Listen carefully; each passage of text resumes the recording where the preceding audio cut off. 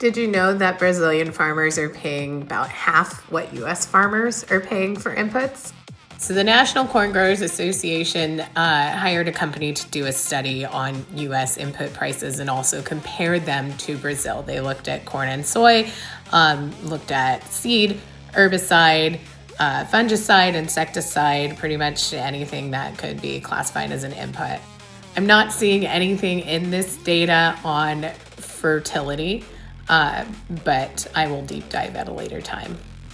But what they found, U.S. corn seed prices averaged 68% higher than Brazil. Corn insecticide was 87% higher. Fungicides cost more than double what Brazilian farmers paid, and herbicide comparisons also approach that double Brazilian price levels. These numbers have been adjusted for currency and product availability from what I am understanding in this study. They looked at a number of different seed technologies because we know we are definitely in the US going after premium technologies, whether that is seed or other input. Farming conditions are different, pest pressure and choices are different, market availability is different between the two countries. But overall, when they started to account for all of those things, the broader pattern stayed consistent that we are paying double what Brazilian farmers are paying.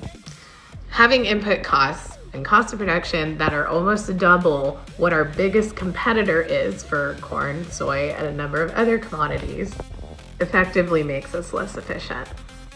Is this going to make all corn and soy farmers just totally throw that out the door? Absolutely not. We're not going to be seeing just a mass exodus of corn and soy production. One of the things that could add more price pressure to U.S. farmer inputs is any kind of policy fight.